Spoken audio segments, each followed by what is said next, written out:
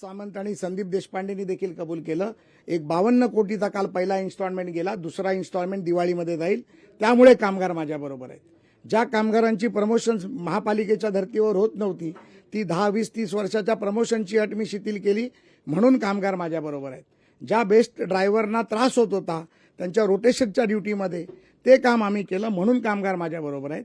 आणि भविष्यात ज्या ठिकाणी बीएसटीचे डेपो आणि बीएसटीच्या वसाहती आहेत त्या ठिकाणी या 22,000 कामगारांना ज्याप्रमाणे बीटीटीचं घर दिलं, पोलिसांना घरं दिली, डबेवाल्यांना साहेब घर देणार आहेत, तसंच माझ्या मुंबईची लाईफलाईन असलेल्या बीएसटी कामगार, conductor, driver, electrician, lineman, operator, clerk, account ह्या सर्वांना 22,000 लोकांना 15 लाखात घर देणार आहे. ह्याचा मला आनंद आहे. आणि ते 15 लाख रुपये माझे प्रवीण भाऊ मुंबई बँकेतून देणार आहेत याचा देखील मला आनंद आहे. निश्चितपणे ज्या प्रकारे तुम्ही बोलताय, प्रवीण दरेकर आहेत या ठिकाणी मुंबई बँकेचे अध्यक्ष आहेत आणि याच्यावरून देखील आरोप होत आहे. संदीप देशपांडे असतील किंवा सुहास सामंत असतील त्यांचं म्हणणं होतं की मुंबई बँकेची कुठेतरी भीती दाखवली जात आहे पतपेढीला. कितपत तथ्य यामध्ये? नाही, भीती नाही आहे. तुम्ही फार सौम्य शब्दात त्यांचे आरोप सांगताय. त्यांनी उल्लेख केला की मुंबई बँक कोणाच्या बापाची आहे का. आता बाप काढणं, आई काढणं हे सोपं आहे. वाचाळ लोकांना काय आईबाप काढायला फार अक्कल लागत नाही. पण संदीप देशपांडेने एखादी संस्था काढावी आणि ती चालवावी. परंतु ती संस्था काढणार नाहीत, चालवणार नाहीत. त्यांचा विश्वास त्यांच्या तोंडावर आहे. फक्त तोंड चालवायचं, रचनात्मक काही करायचं नाही. राणा भीमदेवी ताटात जाऊन तिथे भाषणं करायची. परंतु इथे आम्ही रचनात्मक काम करणारे आहोत. प्रसाद लाड यांचा सगळं पूर्व इतिहास तपासा. त्यांनी क्रिएटिव्ह केलंय. केवळ बाष्पळ अशा प्रकारची वक्तव्य केली नाहीत. आता काय घेऊन चाललो आम्ही निवडणुकीत सामोरं जाताना तुम्ही काय देणार आहात त्याच्यावर बोला ना. तुम्ही काहीच दिलं नाही 25 वर्षात. आम्ही देणार आहोत, दिलंय. प्रसाद लाडनी प्रमोशन्स दिली, 700 लोकांना परमनंट केलं. आणि कोविडचा विषय जो प्रलंबित होता, आज त्यांच्या अकाउंटमध्ये 8-10 रुपये गेलेत. सर्वसामान्य माणसांच्या आयुष्यात 8-10 मोठी रक्कम आहे सणासुदीच्या पार्श्वभूमीवर. तुम्ही काय केलं? तुम्ही दिलं नाहीत, तुम्ही घेतलं, ओरबाडलं. ज्या भ्रष्टाचाराची चौकशी लावली त्याची उत्तरं द्या पहिली. 2-2, 3-3 कोटीच्या जागा तुम्ही 8-8 कोटींना घेतल्यात. रेस्ट हाऊस बनवलं, कार्यालय घेतलीत. अरे कष्टकरी एसटी बीएसटी कामगार घाम गाळतो, कष्ट करतो दिवस रात्र. तुम्ही आयाशी करता. ते आता लाडची एंट्री झाल्यामुळे भयभीत झालेले आहेत. काय आम्ही घेऊन जातोय? आम्ही तुम्हाला घर देणार आणि आम्ही देणारे आहोत. राज्याच्या मुख्यमंत्र्यांनी त्या ठिकाणी गिरणी कामगारांना घरे दिली, माथाडींना घरं दिली. पैसे कोणी देत नव्हतं मुंबईमध्ये 10-12 लाख रुपये भरायला. आम्ही दिले.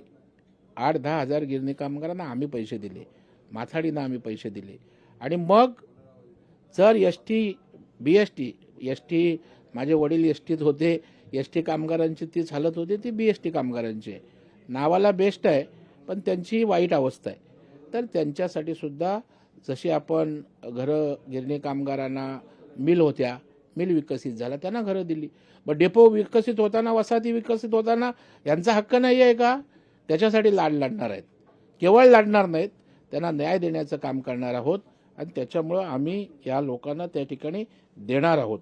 मेडिक्लेम असेल, ऑन ड्युटी त्या ठिकाणी मृत्यू पावल्यानंतर त्याला 10 लाखाची मदत हवी. व्याजदर कमी कराना आम्ही करू. मी आज शब्द देतो, प्रसाद लाड यांचं पॅनल निवडून आल्यानंतर मुंबई बँक या सॅलरी अर्नरला बेस्टला कमी व्याजदरात कर्ज देऊ. आम्ही देऊ ना, आम्ही देणारे आहोत. त्याचबरोबर त्या ठिकाणी मेडिक्लेम आहे, होम लोन त्यांना तात्काळ देऊ.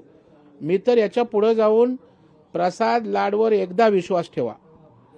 बीएसटी कामगारांच्या मनापेक्षा चांगल्या योजना मुंबई जिल्हा बँक आणि क्रेडिट सोसायटी अशी आम्ही संयुक्तपणे त्या ठिकाणी करू आणि सरकारला सोबत घेऊ. तुमच्याकडे नियोजन आहे का? तुमच्याकडे प्लॅन आहे का?